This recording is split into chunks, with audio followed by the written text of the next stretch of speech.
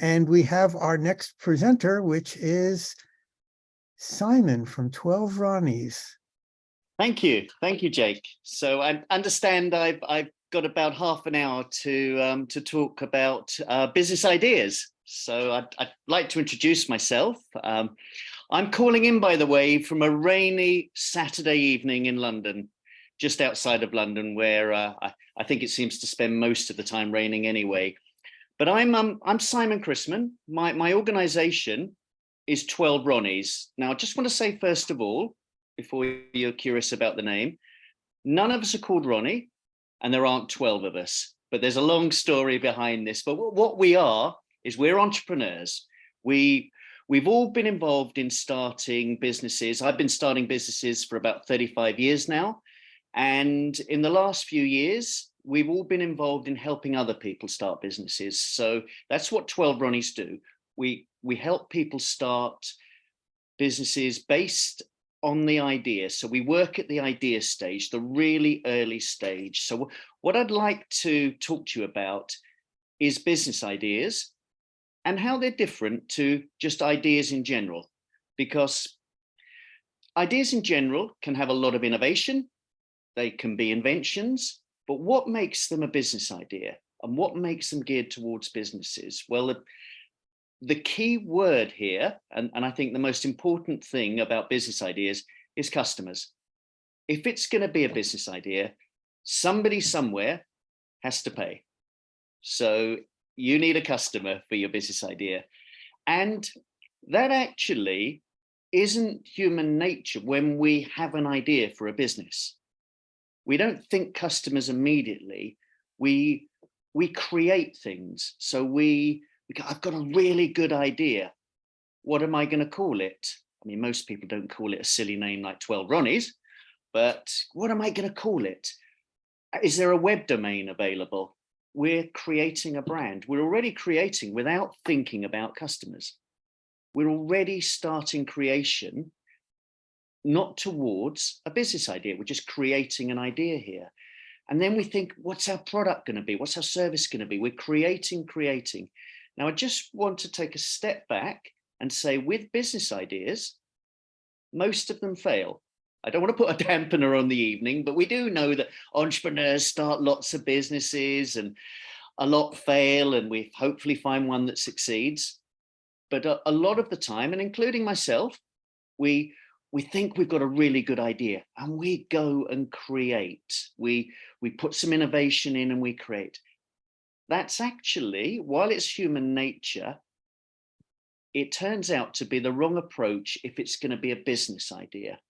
So if we take a step back now from idea to business idea, where we've got to think around is, well, what problem are we solving? Who are we solving it for? Who is the customer? This is our solution to a problem for a customer. So there's three things we have to put in here. We have to put in the problem, which is actually the most important starting point. What problem am I solving? And who am I solving it for? Then you look at building a solution, whereas most of us start with, I've got an idea, this is my solution. But it's a step back. What are you solving? Now, often you are solving a problem, but again, most business ideas don't actually work out. So what makes a good business idea? And a good business idea solves a big problem for a customer. That's where you've got to go with your ideas, with your innovations. Is it a big problem? So I think of it in terms of, is it solving a big headache for a customer? Is it really, really important? Now, if you've got a headache, there's lots of ways you can go about solving it. You might think, oh, I need to drink some more water or a good night's sleep.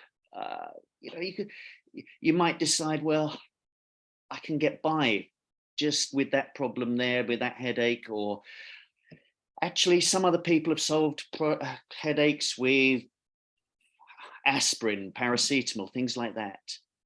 But if it's a really big headache, if it's, I don't know whether people are familiar with things like migraines, but these are horrible headaches. Now that's a big headache to be solved. And believe you me, customers would pay to have that solved, migraines solved. So what you want to be looking at, if you're going to come up with a good business idea, is it solving a big headache for customers? And when I say customers, we're all different as people. So we have to put customers in segments.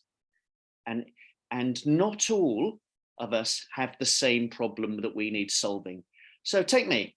If somebody came to me and they were solving a big problem for, let's say, hair products, I'm probably not going to be interested in that particular solution. So we all fall into different groups. And if it's female hair products, really, I even fall further out of that. So what we've got to think about is, what's the problem for that customer segment? Is it a big enough problem? So that's what I really want to get across here, that while you have a good idea, you've got to bear in mind these factors and these segments.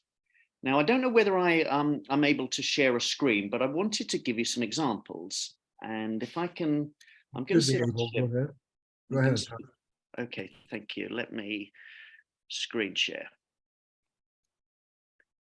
So I don't know whether you can see my screen now, but I'm pulling up, move things around, but I'm pulling up something called Ideas Nest. And what this is simply is, this is something that 12 Ronnies have created. It's very, very simple for people to capture their ideas and to share their ideas. This is what we use in our ecosystem of mentoring as a starting point to looking at, is it a big problem we're solving? Are there customers out there? And then we start working on them, sharing with. So what you'll see here, I've got something called a public nest. So the ideas in here, it's a little tool we made called ideasnest.com. You see the website here.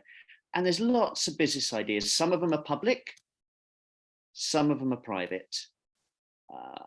And what I want to show, so each idea has a card, and you can look into it and you can look at people's ideas. But the most important thing is how we capture the ideas at the beginning. So I'm going to just flick onto tab here. And I don't know whether, yes, so hopefully you can see that. So the submit part, the submitting an idea, we ask a few questions here. So this is our starting point. Now, everybody, when they're going to put an idea for other people to look at, are a little bit worried that somebody's going to steal their idea. And in most cases, it's actually hard enough to get people to listen to what your idea is, let alone people stealing it. But it's understandable. You think we think we've got a really good idea and we don't want somebody to steal it. So what we've done here with this Ideas Nest is we've framed our questions so that we don't give away how the idea works, but it's more about this customer. So remember, good business ideas are about customers and solving headaches for customers. So we ask them to give an overview and how they do it. Then we describe who it might be used for, not how it works, who it might be used for. And we ask lots of different questions. Explain why you think there's demand for your idea. Is there a similar idea? We're asking people to do some research and think about customers and think about the segments and market. And I'll just flip back to the actual ideas themselves. So here's one I'd like to show you that I'm familiar with, because there's lots of ideas on here, but one I've been involved in. And if I click into it,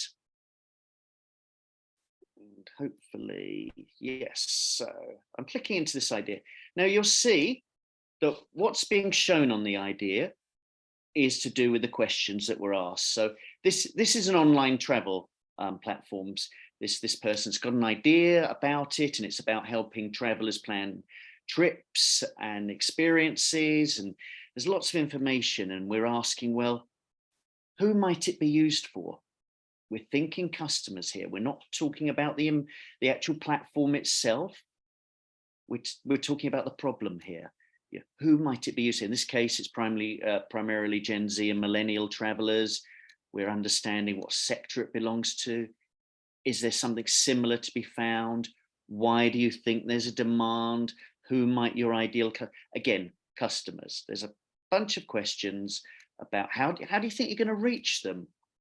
And any feedback you've had so far, and then we actually ask for, so you'll see I'm involved here. So I've asked this person before I got involved in actually mentoring this idea.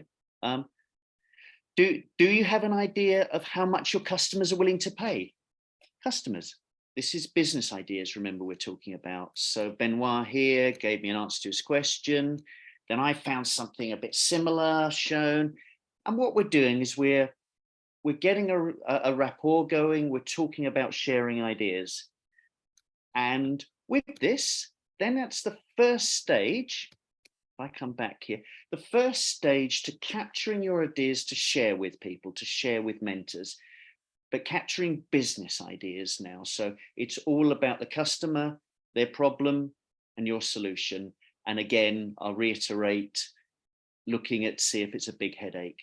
The next thing that we do, which is a little bit further on, is we get involved with something called idea validation. So I'm just going to go into the dashboard for ideas and just show you very briefly what idea validation is. And this is the really key part to business ideas, is because you're looking at it solving a customer problem, you don't necessarily need to finish making your product before you can find out whether you're solving a big problem for the customer here. So you can actually do a lot of work without spending time and money building your product. The important thing is that you know that your product's feasible. It can actually be made. You know, it obeys the laws of physics. It's not a reversible time machine or something like that. It's a feasible product. You'll also later on have to see whether it's a business can be built around it, i.e. it's a viable product. But the part that we work on is it desirable? Does it solve a big problem? Does it solve a big headache? And we help people, we help founders, entrepreneurs, people at the idea stage with finding out this information. So there's some really simple, again, all of this is free that I'm showing you here. Now there's also some simple idea validation landing pages. These aren't ours. There's what we do is we connect to some of the landing page builders that are free, and they help you build landing pages where you can build up an email list of people that would be interested in your idea. And if people are willing to give their email address and sign up and join a wait list, then they're showing a little bit of interest in your idea. And that's what you want, rather than if you were to say to somebody, I've got this idea, what do you think? Rarely will somebody say, oh, that's a terrible idea. I don't think that's going to work. It's just human nature to say, well, that's a good idea. It's also a good way of moving the conversation on. But if you were to say to somebody, okay, I've got this solution and I'm about to build it, and will you give me $100? And they'll think a little bit harder about it before giving you $100. So what idea validation is moving through to seeing how serious people are with your idea, validating your idea. And we move into slightly more technical things such as templates here, where some of the students we work with, instead of building business plans about their ideas, they build one-page canvases, an overview that they can share with mentors and share with people, advisors, about the problem that's being solved and the solution and the whole business. But we also get involved in the experiments, and there's some really cool experiments out there. The easy one is building a landing page and getting people to sign up for it. But you can move all the way through. There's these things called fake doors, and there's lots of really cool names for getting people to do things. You're looking at customer behavior now without building something, right the way through to pre-orders. There's nothing better than getting a customer a potential customer in your segment to give you some money. They're going to give you some money, they're serious. Now, you can, and crowdfunding shows this, crowdfunding actually, although it's about funding something, people are generally backing a project, a crowdfunding project, because they want to see the product come to life. And sometimes they back it and get the rewards. They want to get this particular item. So crowdfunding is a really good way of doing pre-orders. There are other ways of doing pre-orders that's much more about the order than funding, but this is idea validation. So if I take a step back, and I'm going to actually finish my screen share so I can speak to you directly. So if I take a step back, we're differentiating between ideas and business ideas. And the big differentiation is customers. But most business ideas fail. So what makes a good business idea? A good business idea is an idea that solves a big headache, solves a big problem, because we're thinking these three things: problem, solution, customer. So it's all around that when we're developing business ideas. What does it solve? Is it a big enough problem? Are they willing to pay for it? But the other part about customers that we just have to bear in mind is we're all different and we all fall into segments. And I fall into quite a different segment than most of you. So what is something that I want will be something completely different to what most of you want. So we have to remember that when we're solving the problem. Who are we solving it for? And then it's, okay, we're getting there, but now how do I actually go and find out if I'm solving an important problem? Well, I have to capture my idea. And there's many ways to capture it. You can put it on a Word document, you can write it on a whiteboard, you can put it on a Post-it note. There's lots of things. I showed you a way that we do it at 12 Ronnies, where we put it into an ideas nest. And then it's, who do you show the idea? You want feedback, but you want feedback in a way that people are doing something, not just saying, yeah, that's a good idea, because that's not very helpful. That's a good idea. That's so you have to be careful what questions you ask when you're looking for feedback. But also, if you're going to validate your ideas, if you're going to be able to say, yeah, I really think I'm on the right lines here, it's much better to look at the behavior of people than what they say. It's not that people deliberately lie. It's just people are nice. And they'll say, yeah, that's great. But it's what people do. So the harder you make it for them to do something, the more they're going to be interested. So if you ask them to give a Facebook like, that's pretty easy to do. If you ask them to put their email address in to receive more information, well, they know they're going to, not only do they have to put that email address in, which is a bit of effort, they know they're going to get something. So that's a bit of hassle. Do I really want to do that? So you're already validating. And if it was a female hair product, I'm not going to put my email address in there, am I? I just really, it's a waste of time for me. But I might put a like on, that's a really good idea for a product. So it's slightly different. If I was to set up in validating, let's say a place that you haven't made it, but you could pre-order it, and I could put my $20 down, I'm really interested. So and then you can start to look at the customer segment. So I've talked for about 20 minutes now, and I know we've got a few more minutes left about what makes a business idea different to an idea and what makes it a good idea. But I'd like to hear from people, along the lines of, if you want me to explain anything further, talk about your ideas, about the ideas nest I've shown you. It would be nice to have some interaction here about what I've been talking about. Okay, so first of all, I just have to say that was an amazing presentation. I'm definitely going to check out the Ideas Nest later. I just had a question, like, what more do you guys do at 12 Ronnies? So could you tell us more about that? Yeah, okay, so 12 Ronnies was originally started because we started it, like most people in England, when we come up with something, we were actually sitting in a pub talking about, as entrepreneurs, we were talking about, so many businesses fail. Is there anything we can do? We've been lucky, and actually lucky is the big word about entrepreneurship as much as anything. And we were, why do they fail? Why do they fail? Why can't they get off the ground properly?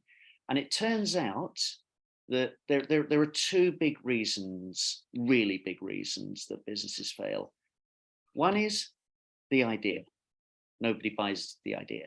So that's why I've been talking to you about idea validation. And actually, that other part of it is a lot of entrepreneurs, people that are starting businesses, they just want to create. They don't want to go and find customers. So, or they think they do, but what they're really passionate about is creating. So that the biggest reason is actually not making sales.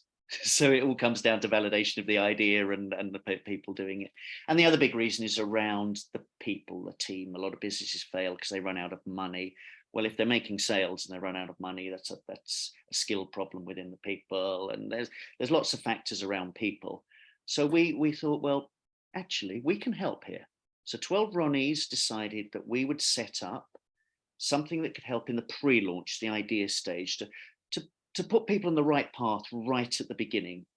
And so what we do is we have three platforms, three main platforms. I've shown you Ideas Nest. And that's our starting point. Actually, if you go to 12ronnies.com, 12ronnies.com, you'll see what we do there. And you'll see Ideas Nest, and there's actually a sign up for all three platforms there, a single sign up. But the three platforms that we think can help in this pre-launch stage are Ideas Nest. I mean, these are all free, by the way. So that captures the idea, that shows you what I've said and frames it in the right part.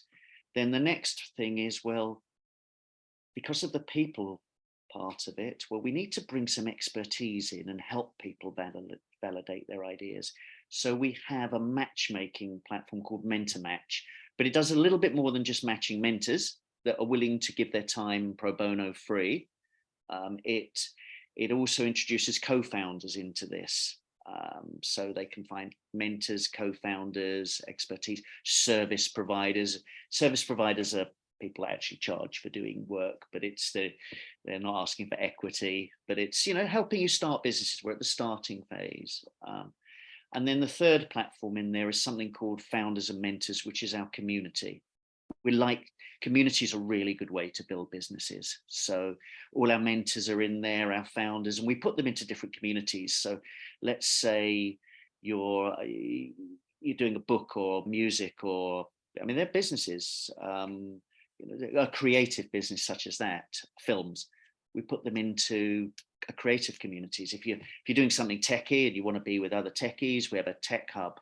If you're a female founder, we have a female founders. So a bunch of communities. So what 12 Ronnies do is we just offer these three different platforms that work together to help people start business. But as soon as you've started, and if you started the right way and you've launched your business and launched it to customers, you're off and running, and there's lots of help out there. You've then passed out of the 12 Ronnies ecosystem. So that's what we do. And by the way, it's global. It's global. Like anything, we started locally. We started in the UK, in England. COVID hit. Global platforms, and now actually we have more US signups. I was out in Dallas for last weekend for a global consortium of entrepreneurship centers. So all the universities and entrepreneurship centers for universities were out there. So we're sort of helping university students with their ideas. So that's sort of 12 Ronnies, sorts of things we do. And I noticed on the previous call, one of our Ronnies, none of us called Ronnie, by the way, was one of the the judges there, or the panel. So yeah. So that's us. And any other questions though about what we I do? do have a couple of questions, Simon. I mean, thanks for your presentation again. I mean, I can see that with all of your years of experience, you have built an ecosystem in which you integrate technology into all of this idea driving force and mechanisms. And you shared, and for everybody that is watching us, you shared like key points on what makes an idea successful. So I think that this comes after like all of this over 2 decades of experience on following up on ideas. My question is, especially because of like the late trends, all of the data that your platforms are generating, have you thought of integrating machine learning and like generative AI algorithms to provide, perhaps not provide solutions, but to provide like sideline information? That would, I think it would be like really Yeah. make it really interesting, like the results. I can see exactly where you're coming from here. First of all, we're not really a technology company, okay? We're having to build some of these platforms because we can't find so our community part, we're actually sitting on top of something called Mighty Networks. We didn't have to build it, we just built the top of it. But other things like Ideas Nest and our Mentor Match, we had to build ourselves because we couldn't quite get anything to work. So we're not a technology platform, but we end up using technology to do things. But coming back to your AI question, we don't want, there's some great AI tools out there. I mean, I'm having so much fun with things like ChatGPT at the moment, and some of the other ones.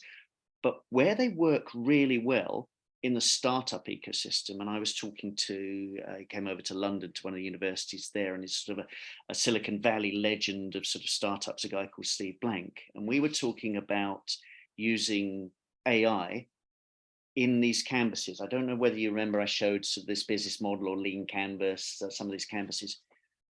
Well, it's unbelievable what the chat GPTs and all of these generative AI LLMs can actually do. So customer segments is a great example. So what are the customer segments for this idea? You think of them, but if you ask the AIs, they'll give you a whole other load of segments. You think, that's a good one, I'll test that. So although you hear all the stories, well, don't believe what it says, they're really good for generating on these different parts of the canvases. Ask it to give you answers to this. It gives you ideas. So I actually think for entrepreneurship and starting off at the idea stage, AI is going to be a fundamental game changer for this. It's so useful. It's so, because this is a hard stage. Who are my customers going to be? What is this solving? These are all questions. Ask the AIs backwards and forwards. Try it. I've done some experiment. Remember, you're an experimenter at the beginning, even before producing anything. And they're great. They're just a pal to talk to about your experiments. So yeah, we haven't integrated any in there, but some of the canvases have now, some of the tools that are coming out for canvases are integrating AI in, and one of them we're going to be putting onto Ideas Nest in our canvases section, so we can make it interactive.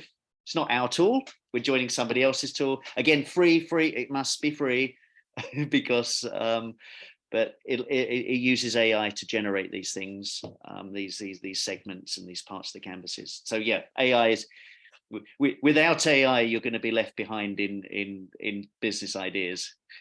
Yeah, you know, another idea that popped into my head, and I don't know if you do this with your platforms, is that besides like somehow democratizing like the follow-up on ideas, perhaps you could be a good ecosystem to train idea trainers. I mean, I don't know if you have ever like throw out like some challenge and invite people to like pretend like themselves to be mentors and learn from it, like pretty much like in the trading, this trading business, like people are starting to learn about trading by doing simulations and playing games.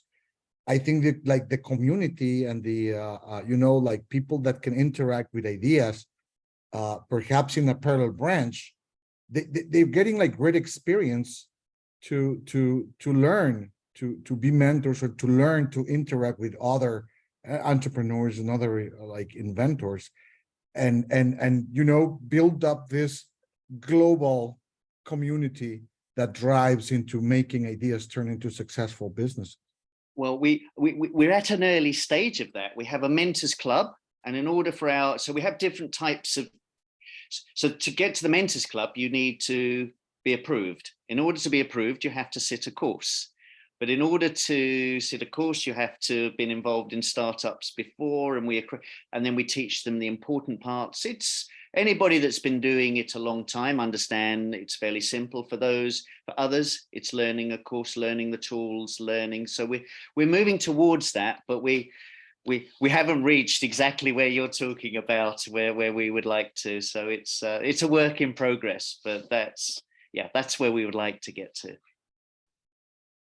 I don't know if Subodh has a question or a comment, Subodh. Yeah, I just have, I know we are tight on time, but I just have a quick comment. So Simon, great presentation. What I would say is, I really like the fact that you are really emphasizing on what is an idea versus an idea that will really work in the real world.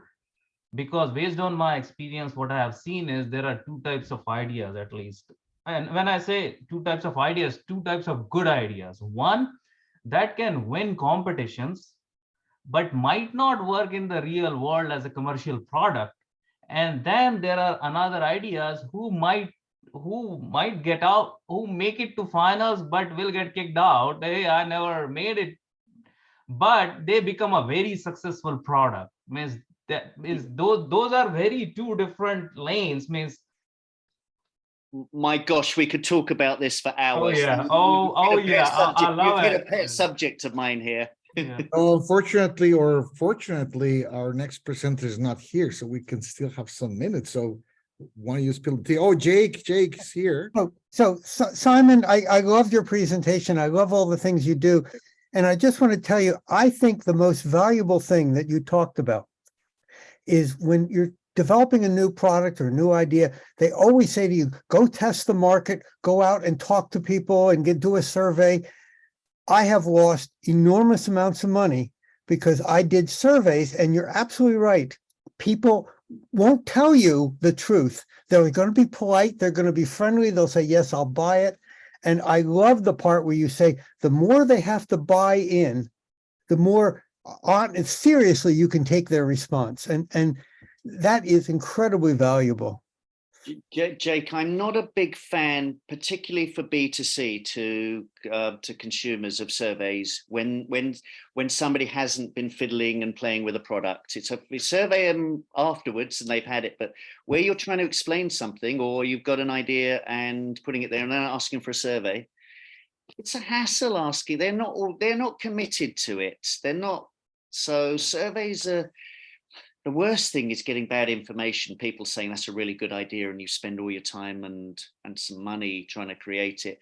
Whereas if you get people to do things, they don't know that they're the harder it is, the more they're committing to it. And eventually if they're giving money, I mean, that's the best behavior of all. So yeah, Jake, I'm not a survey fan myself. It's a bit harder in the B2B environment, and customer interviews are quite strong there. As one of the best ways of going about things, but yeah, surveys not for me at that really early stage. Yeah, but I think that really needs to be stressed because that's always being promoted as go out and get some information from the market, but the information you get is biased. It's not good. I don't know whether people are familiar with a book called The Mum Test. No, but it is. Do I even have that? Right, I even have a copy by me. Oh, the mom test. Oh, that is, for me, is a real. It's just. It says what we said there, and it's about what questions you ask. You have to be really, really careful what questions you ask. And there's certain ways of asking. Oh, you'll end up with data. You'll end up with information that is so misleading. So, and if you're doing for customer interviews, so that's what that's about. But yeah, I'm a big fan of not doing surveys, but trying to look at people's behavior if you can. So Simon, I got a quick question. Arturo, do we still have time or? Yes, we still have time. Our next presenter has not shown up, so we but can. I want to steal the last 10 minutes to show it. Bro, I you're, I yes. want to show something, but go ahead. Yes. Okay, so real quick question. So Simon, as you walk through your steps, various steps, right? First, you put the idea, means not disclosing the really details of it, so it's still a secure idea, nobody can steal it. Then you connect with the mentors, and it goes to the next step. So let's say if I have product XYZ, let's say it's like a home use product that you Yes. can use, and one, I try to test it out. Who are my possible potential customers? Is answering all your question. We go through all those 2 or 3 steps, right?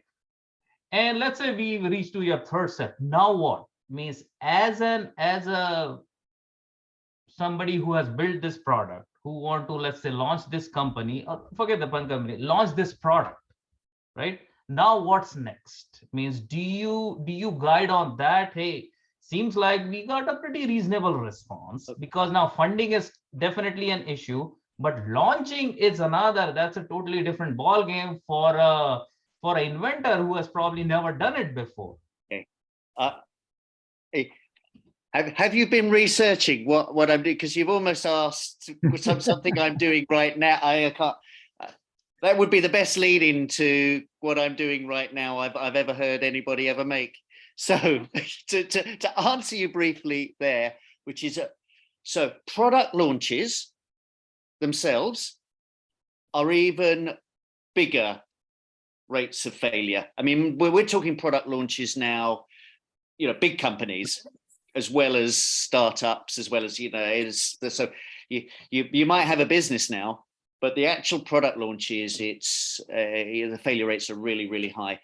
And how do you de-risk your product launches? So something we've been looking at 12 Ronnies, and we're in the process of launching a marketplace, a platform to de-risk physical consumer products. So we're starting with that, and with certain categories, and we've taken some ideas out of crowdfunding here. But basically what we're doing is we're saying, well, we're setting up within certain categories. So so board games, physical board games, I'll just take that. So you've done your idea validation, you've done your de-risking, you can produce you have enough money for a limited run of some board games, but not you haven't got too much money. And you don't really want to produce these games and they don't sell, because most product launches fail. So what we've put in place is a way, as a platform, a marketplace, where on one side you're that creator that wants to find out whether people are going to buy it. So what you can do is you can list it as a pre-order. You haven't made it now, but what you have to do to be onboarded is make sure you can actually manufacture and deliver, drop ship those 100 board games. But you haven't had to produce the inventory first of all. You'll do that if you hit your target of your 100. For the buyer, because buyers, you haven't, it's a pre-order now and you haven't actually made it, although you can. What we're doing is we're keeping the money, so they're $50 that they put for the board, in escrow. So we're keeping it, we hold it.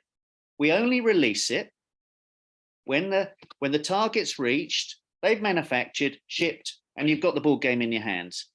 So what we're doing is we are saying, well, if it doesn't sell, what you lost. You've lost your prototyping and up to there, but the actual launch phase, you haven't really had to produce the inventory and do the shipping. So, and of course, on the other side, for the buyer side, it's not like crowdfunding where it might not come for 3 years. You already know that they've already put at the end of the campaign how long it's going to take to get you the product. So you've got some transparency in there. So just coming back to your part of that, the product launches are extremely risky. And the last thing you want to do is manufacture and have loads of stock there that doesn't sell. That's a worst case scenario. So we've actually got that in place. We're beta testing it at the moment as a platform. We've done the sort of and that's going to be very interesting, because it actually hits the point that you were talking about there on on product launches, but we're only doing that for certain categories of physical goods, and that's our focus there on product launches. So not starting your business. Because I've been going through this process a little bit on a much smaller scale than yours, but the process is end-to-end same. There is a product XYZ, now trying to find the right manufacturer, getting just enough product that you can show a finished product to your customer rather than just a prototype, right? Yeah. Yes. Because that also is a challenge to your point. Do we even have enough funding to build those limited inventory, right? Yeah, we're not trying to at that stage solve the funding problem, the long-term funding problem. Short, you must have enough money to do. You must be able to do. So we're at a certain point in time. You're ready to go. Oh, absolutely. Yeah. But what do you need to do to de-risk? Well, you don't want a massive warehouse of stock. Yeah. I think we need to discuss more offline also. I would love Please, to. I'd love to. I love to. I'm doing this at the moment. You can tell how passionate I am about this whole area. Oh yeah. Oh, this discussion gives me goosebumps. Trust me, because I can talk for hours. Yeah. So. Yeah. Wonderful. Well, Jake, are you I gather you want to grab the. Well, no, this is great. It's Simon, you've been wonderful. And I don't want to, I know it's late where you are, and at some point you need to go to sleep. But thank you very much.